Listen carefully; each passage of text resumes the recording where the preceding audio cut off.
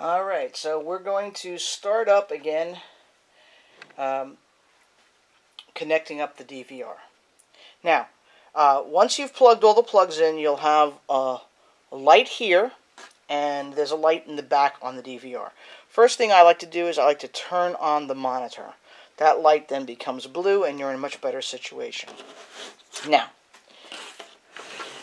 one of the problems we had in the past was we had a problem with the internal battery, and we always have to make sure we check the date and time. If you actually look, I've written it down on here to make sure to remind people to check the date and time before we start, so we don't override anything that we have going on.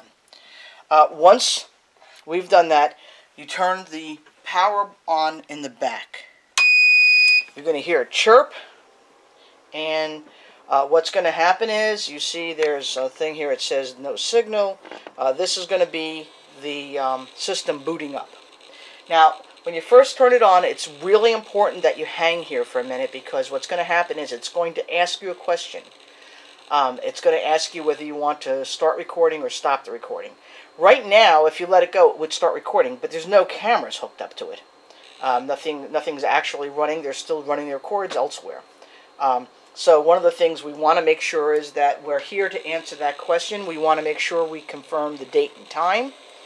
And once we've done that, then we should be good to go. So you just got to wait. It takes a little while for the hard drive to boot. You can't really use the mouse until the hard drive boots. Once you see the 4 screens, you know you're getting close, and things are going to be ready to be used very soon. Here's the screens. We're going to get that question very soon. It's going to come up and ask us if we want to record. And that's the question right there. Record or not. And we're going to say no. Then that's when you will see that these lights are yellow. And right now, the reason it says yellow and there's an L is because the camera itself is not actually connected. So I'm going to take the camera that we just hooked up in the back, and I am in fact going to connect it. Now, if you can see the top of the screen, there is a date and a time.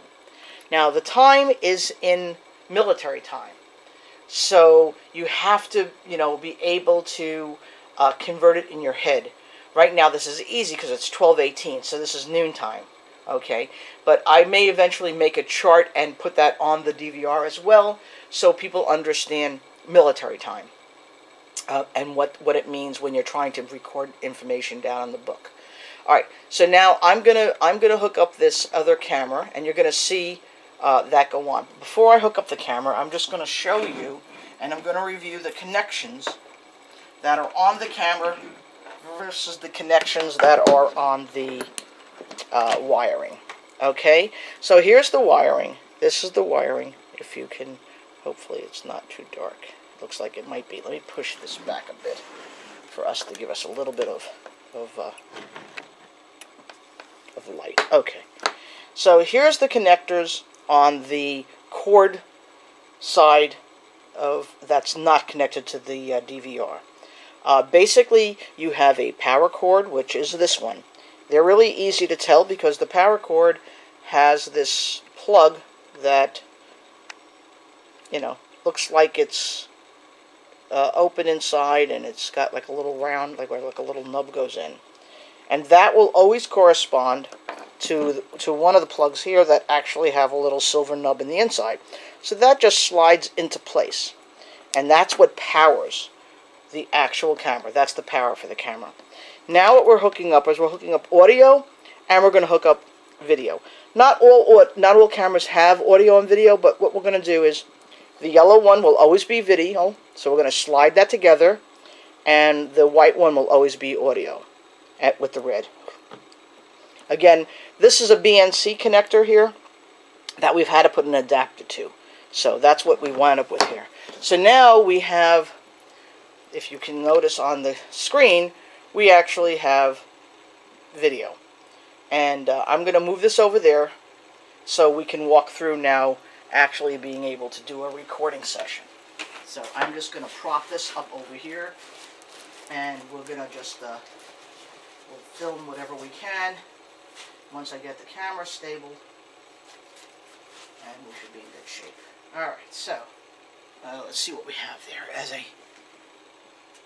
It's not very exciting, but it doesn't matter.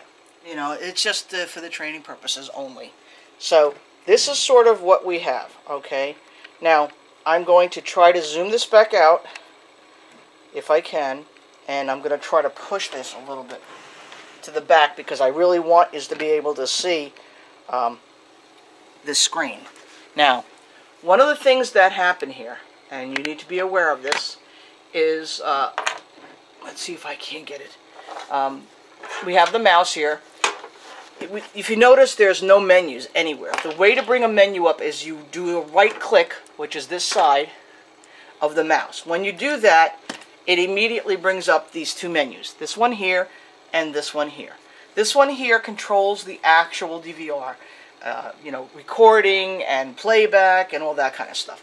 This one up here is more of system settings, but the one that's very important, especially if you're going to listen back to what you're looking at, okay, is up here, this one here, because that's the audio.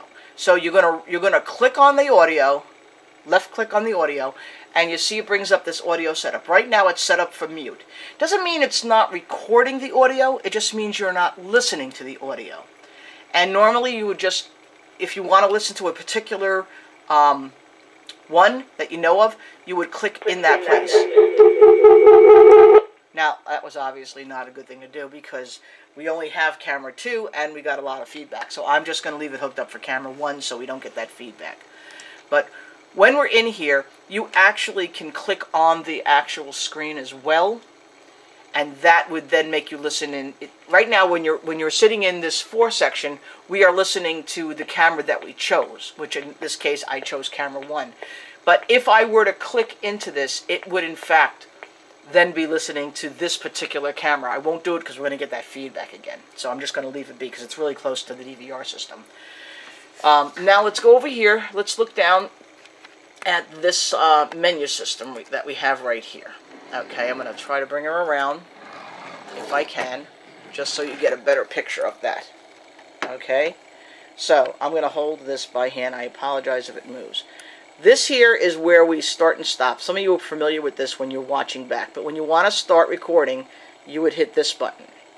And the moment that is, you see these lights all turn red, but if you notice this particular one here, and I'm going to zoom in on it, this one here shows you a T, and that means that's actually hooked up and we're recording.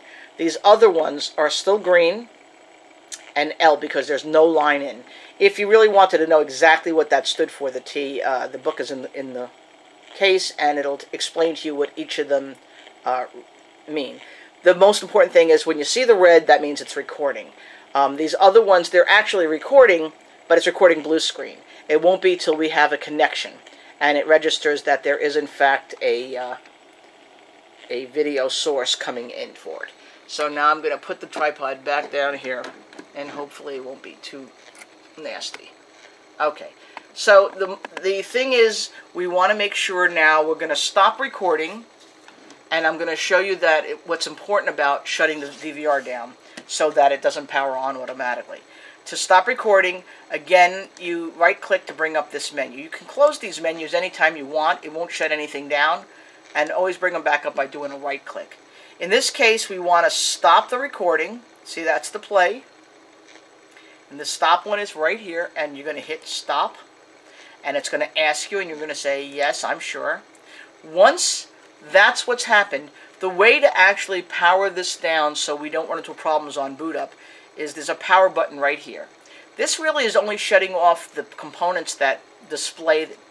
We're still going to have to shut it off in the back. However, we're going to shut this down first. Now, I didn't show you the button on the back, how to turn it on, but I will show you when we turn it off. So I'm going to hit this power button. It asks you, because it wants to make sure you're not making a mistake, and you're going to say, yes, power it off. And it will actually power the entire system down. So I'm going to pause this, and then I'm going to show you on the back where that power